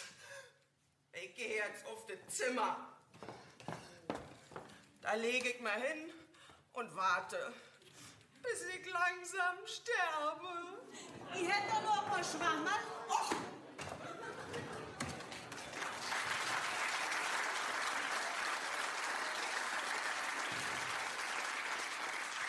War jetzt vielleicht doch ein bisschen unpassend. So, ich habe gehandelt. So geht's ja schließlich nicht weiter, gell? Und wenn ihr schon zu nichts in der Lage seid, dann muss das eine entschlossene Person in die Hand nehmen, gell? Gleich werden's da sein. Jetzt brauche ich ein Viertel. Weiß oder rot? Obstler. Sag einmal, von was redst denn du? Ja, bei der Polizei war ich. Gemeldet habe ich, dass sich das verbrecherische Subjekt bei euch da im Haus versteckt. Was hast du? Mein Gott, bist du schwer vom Begriff. Naja, ihr könnt natürlich schon auch Probleme kriegen, gell? Weil ihr seid ja sowas wie Mitwisser. Ihr könnt euch natürlich auch Blättstein. Sag einmal, geht's noch, ha? Was kümmerst du denn du wieder um Sachen, die dir rein gar nichts angehen? Hast denn du nichts Besseres zum tun? Nein. Außerdem ist, das heißt war, die Bevölkerung extrem gefährdet, wenn so ein Verbrecher da draußen frei umeinander läuft. Ich habe mich jedenfalls nicht mehr sicher gefühlt, gell? Ja, freilich. Drum bist du dauernd um mich rumgeschwanzelt, gell? Ja, da hab ich doch noch nicht gewusst, wie gefährlich der ist. Eine Bank überfallen, das muss man sich mal vorstellen. Das nächste Mal ist eine Frau. Vielleicht sogar ich. Mein Gott, der hat keine Bank überfallen. In der Zwischenzeit wissen wir doch, wo er das viel Geld her hat. Ihr glaubt's nicht, was ich jetzt gerade im Autoradio gehört habe. Was denn? Vor einer halben Stunde haben sie den Bankräuber festgenommen. Ja, und er war auch gleich geständig. Das gibt's ja nicht, der ist doch noch da. Mein, das ist doch nicht der. Jetzt begreif halt das einmal endlich. Sieh doch, hat unseren Herrn Knuppe bei der Polizei gemeldet. Was? Bist du nicht bläder?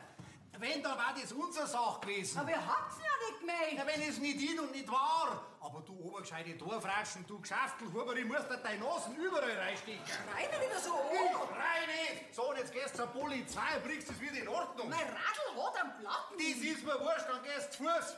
Abmarsch! So, jetzt kannst warten, ob ich diese Schwelle noch einmal übertrete, gell? Du Scherder, unkomiger Biffe! Also hättest du es jetzt auch nicht anschreien brauchen. Nein, das hat schon lange einmal gebraucht. Und? Ist sonst noch was passiert? Ja, ja. Du, das Ehepaar Knuppe, das hat sich vorher da Harry ganz schön in die Haare gekriegt. Mein Lieber, du, da war was los. Sag einmal, hast du gehorcht? Ja, selbstverständlich.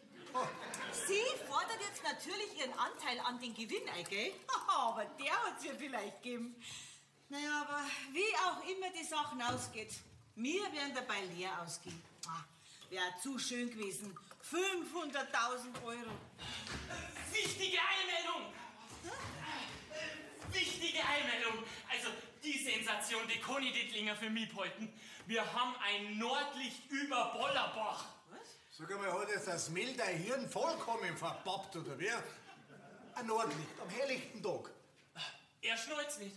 Unser Nordlicht, der Knuppe, hat sich mit der kompletten Kohle abgesetzt. Ja, und ist da am Kirchturm auf. Was? Und da hockt er jetzt oben und schreit runter. Ach, Jottchen, ist das schön hier oben. Das ist ja imposanter als Space Night. Das hast du jetzt aber nie fantasiert, oder? Na, und dauernd schwenkt das ein wichtiges Kofferl. Weil wenn das aufgeht, dann rennt ja die 500-Euro-Scheine nur so runter auf Bollerbach. Ich muss gleich einmal nachschauen, nicht, dass ich das verpasse. Ja, was ist denn hier für eine Unruhe?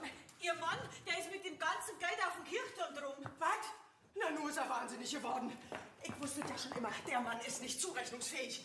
Ich muss zudem, der ist noch fähig und lässt unsere ganzen Millionen den Kirchturm runterflattern. Na, so blöd ist der nicht. Aber wenn Sie da jetzt auftauchen, könnte es allerdings schon zu einer Kurzschlusshandlung seinerseits führen. Wie kommt denn der ein Kirchturm auf? Ich nehme mal an über die Treppe. Eine frische Halbe, aber gut eingeschenkt. Also, du steckst da dahinter. Also ich muss mir das unbedingt anschauen. Ich auch.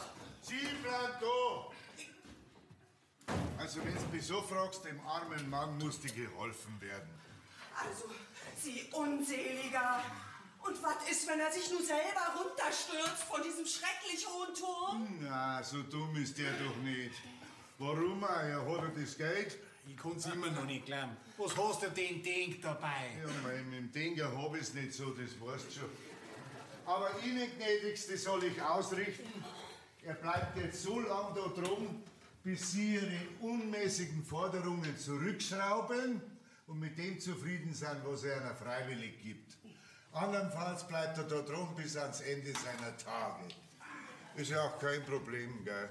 Am Matratz habe ich ihm schon auf. Frische Semmeln kriegt er vom Rudi und die restlichen lebensnotwendigen Naturalien von mir. Kannst gleich einmal eine Trage Weißbier herrichten. Ich wusste ja schon immer. In diesem Mann schlummert der Wahnsinn. Und jetzt ist er zum Ausbruch gekommen. Nein, nicht der Wahnsinn. Der Verstand hat sich seinen Weg gebahnt. Aber die Gaudi ist das schon, das sage ich dir. Den soll ich gesehen haben, wie der da drum steht und immer mit seinem Koffer wedelt. Und da schreit er immer was von der großen Freiheit. Wir haben eine Sensation. Ein Nordlicht schwebt über Bollerbach. Gigantisch. Also, warum ist denn der nicht geblieben, wo er hergekommen ist? Ja, und Sie auch. Aber was sagt eigentlich der Herr Pfarrer dazu? Der ist nur in der Stadt drin. Aber dem wäre das schon verkickert, von wegen Asylrecht in der Kirche und so. Jetzt hören Sie mal zu. Ich warne Sie, ja? Wenn mir Mann irgendwas zustößt, mach ich Sie dafür verantwortlich. Oh, da hab ich aber Angst. Aber wenn Sie ihm noch irgendwas mitzuteilen hätten, bin ich gerne bereit, ihm das auszurichten. Es ist allerdings schon weit und steil hinauf auf die Spitze des Turmes, gell? Oder soll es von unten aufblären? Ja, damit der ganze Ort gleich merkt, wie Sie kapitulieren. Also, ich horch mir das jetzt nicht mehr länger an. Ich schau, dass ich ihn zur Vernunft bringe. Ich und kapitulieren? Was reden Sie denn da? Das fällt mir am Traum nicht ein. Ich glaub schon. Also, so hinauf? Ja, nun warten Sie doch mal. Also, gut, Sie könnten ihm sagen, dass ich unter Umständen bereit wäre, nochmal mit ihm zu verhandeln. Ja, genau das macht er nimmer. Er ist nur noch bereit, Ihnen seine Entschlüsse mitzuteilen, ohne dass Sie gleich in ein Mordsgezeter ausbrechen. Der Originaltext. Ich will von diesen Menschen nichts mehr wissen. Ich will kein Geld mehr, ja nicht mehr. Ich reise ab. Ja, das wäre natürlich die eleganteste Lösung, ja. Ja, dann kann er gleich wieder runter vom Turm und das Geld bleibt ja mal. Also, soll ich ihm das jetzt ausrichten? Nein, nun warten Sie doch mal. Jetzt bringen Sie doch mal hier. Also gut. Sagen Sie ihm, dass ich mit fast allem einverstanden bin, ja, wenn er nur wieder runterkommt von diesem schrecklich hohen Turm. Gut, werde ich ausrichten, aber das fast lasse ich sicherheitshalber weg. Und wie schon einmal bemerkt, der Turm ist sehr hoch und die Treppen sind sehr steil. Womit habe ich das verdient? Ja, das müssen Sie schon selber wissen. Habe die Ehre.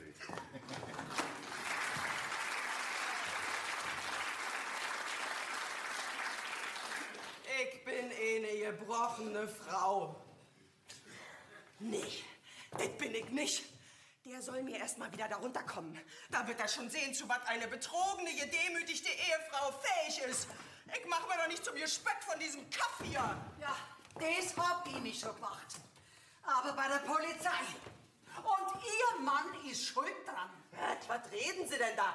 Was hat denn bitte mein Mann mit Ihnen und der Polizei zu tun? Warum ist er denn nicht der seit Tagen gesuchte Verbrecher und Bankräuber? Ha? Können Sie mir das vielleicht einmal sagen? Sie reden ja irre, also so ein Unsinn. Wenn einer so viel Geld hat, damit rumprotzt und nicht einmal erklären kann, wo er das her hat, dann ist er selber schuld, wenn er verdächtigt wird, gell? Die bei der Polizei, die haben ja gelacht über mich, als wenn ich nicht mehr ganz zurechnungsfähig war. Dabei ist es doch die Pflicht eines jeden guten Bürgers, verdächtige Beobachtungen zu melden, oder nicht? Jetzt hockt der preisische Trottel auch noch da auf dem Kirchturm drum. Der hat da einen Sprung in der Schüssel. Also, wie reden Sie denn von meinem Mann? Ihr Mann, mein Gott, bin ich froh, dass ich nicht so einen Volltrottel am Hals habe. Ja, nicht für viel Geld, dann ich mir das freiwillig an. Wie ein Aff am Kirchturm umeinander kraxeln. Da hat's da oben nicht ganz. Jetzt halten Sie mal gefälligst die Luft an, ja? So. Und jetzt hole ich ihn persönlich wieder zurück auf den Boden der Tatsachen und dann entscheide ich, was mit dem ganzen Geld passiert.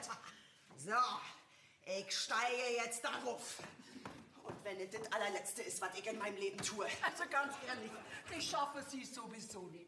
Und dann lohnt sich bei dem der ganze Aufwand sowieso nicht mehr. Dieser Menschenschlag macht mich krank.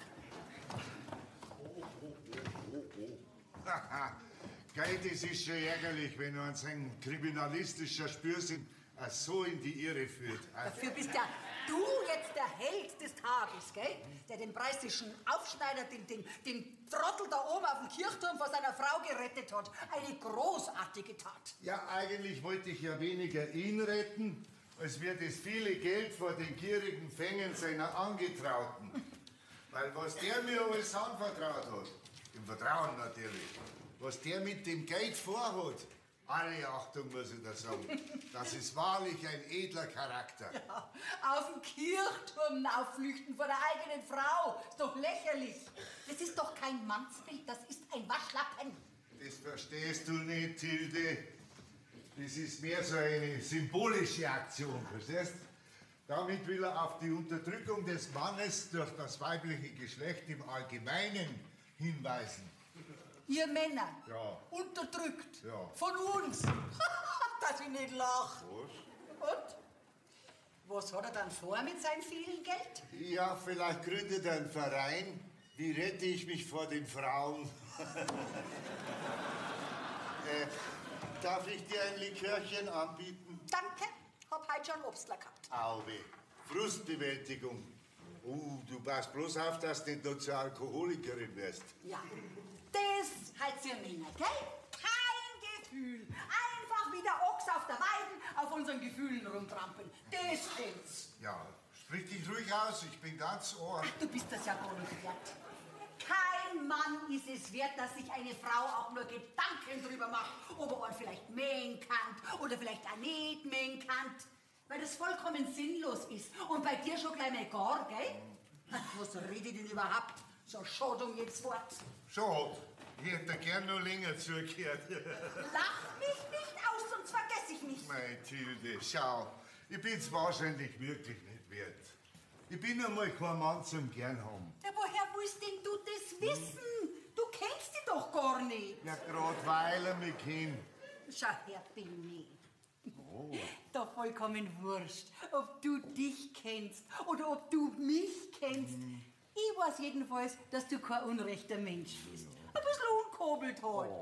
Aber probier's halt einmal mit mir. Okay, schau, ich darf dich gewiss nur enttäuschen. Und dann warst du danach noch unglücklicher. Aber ich bin doch nicht unglücklich. Traurig vielleicht ein bisschen.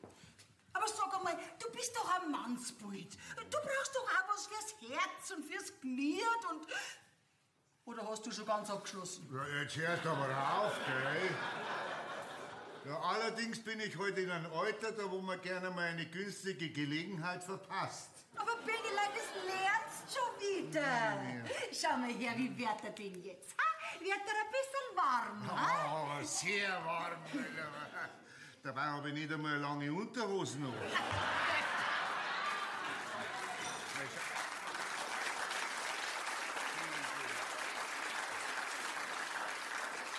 Ich kann das einfach nicht. Bei dir ist einfach Hopfen und Malz verloren. Ich gehe jetzt wieder heim in meine Einsamkeit. Darf ich dich begleiten? Finger weg! Ich will von dir nicht berührt werden. Jetzt wart halt einmal. Ich möchte doch noch was Nettes sagen. Weil so ein abscheulicher Kerl bin ich auch gerade wieder nicht. Gut, ich warte. In meinem Zimmer ruht der Ofen. In meinem Herzen ruhst nur du. Bene! Das ist ja sowas von romantisch.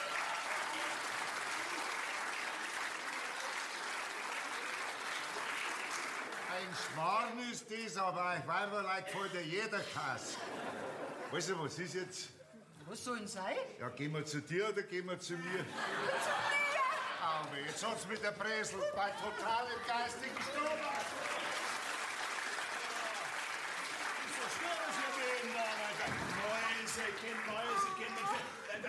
Wie kann man bloß so dusselig sein, in deinem Alter auf den Kirchturm zu klettern? Du kriegst ja wie eine asthmatische Dampflok. Mädchen, was hast du dir denn dabei gedacht? Och, das hast du aber schon lange nicht mehr zu mir gesagt. Mein Mädchen. Na, ich wollte dir da wieder runterholen. Aber sag mal, was hast du dir denn eigentlich dabei gedacht? Ich wollte dir die Augen öffnen, dass das Geld übrigens das Unwichtigste ist, was wir brauchen, nicht? Aber du bist doch mit deinem Gelaber so was auf den Senkel gegangen. Jeden Tag hast du mal ein Ohren gelegen. Was machen wir jetzt mit dem Geld? Mein Gott, da blieb mir doch ja nichts anderes übrig als Flucht. Also ich brauch das Geld nicht. Nicht wirklich. Naja, aber das ist doch so schön und so beruhigend. Nee. Mir regt das inzwischen nur noch auf. Darf ich dir was fragen? Jörgchen? Was denn? Ja, was machen wir denn nun wirklich mit unserem, deinem ganzen schönen Geld? Mein Gott, du kannst das wirklich nicht lassen. Wir haben doch alles, was wir brauchen. Ja, aber wie soll ich das erklären? Weißt du, ich will auch noch mal einmal in meinem Leben so ein richtig spektakuläres Feuerwerk. Verstehst du? Nicht nur Knallfrösche. Du, ist doch kein Problem. Feuerwerk kann ich dir abknallen. Mensch, ich meine das doch sinnbildlich. Verstehst du? Das ganz große, gewaltige Erlebnis. Ja, mit dir. Was uns beide bis in die Tiefe unserer Seele erschüttert. Ja, du, das ist überhaupt kein Problem. Weißt du was? Ich verschenk die ganze Kohle, dann bist du erschüttert. Bis tief in deine Seele, verstehst du? Nee, warte mal, ich hab schon den Plan. Ach ja, erzähl. Oh, wir stören wohl? Ja. Nee, ihr stört ja nicht. Kommt mal her, wen Hübschen. Setzt euch mal hin. Also, passt mal auf. Bevor ich diese sagenhafte Expedition auf den Kirchturm eures Ortes gewagt, also praktisch so als Nordlicht über Bollerbach geleuchtet habe, nicht? Ja, da konnte ich noch mit dem Notar telefonieren. Also Jörgchen, das sind ja nur wirklich unsere eigenen, ganz persönlichen Angelegenheiten. Meinst du nicht? Nee, meine ich nicht. Und jetzt setz dich hin. Also, morgen Notartermin. Wir drei. Du bist nicht dabei. So, und dann machen wir die berühmten Nägel mit Köpfen. Alles klar? Ja, nein, das heißt gar nicht. Wir haben jetzt gemeint, jetzt, wo Ihre Frau da ist. Ja, da hätten Sie sich vielleicht anders entschieden. Knuppe ist kein Sprücheklopper. Nicht, was Knuppe sagt, das hält er auch. Und du hältst die Klappe. So, also, hier.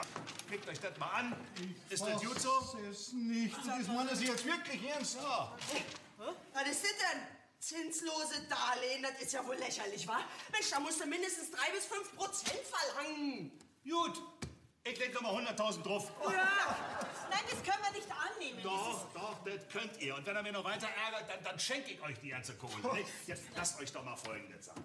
Das ist so viel Geld, das können wir beide bis an unser Lebensende nicht verprassen. Nicht? Und dann immer der ganze Ärger mit den Zinsen. Mal gehen sie rauf, mal gehen sie wieder runter. Nicht? Und in jedem Jahr steht das Finanzamt auf der Matte und hält die Hand auf.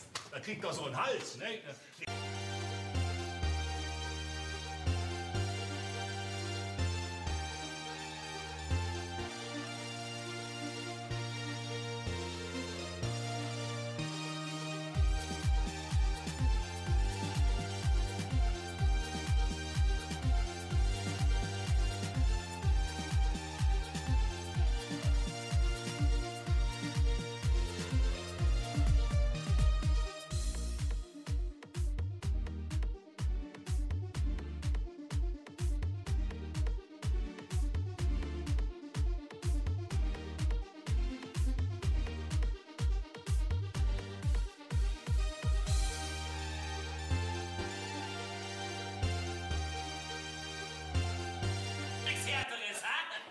ist denn das? Ja, ich bin's.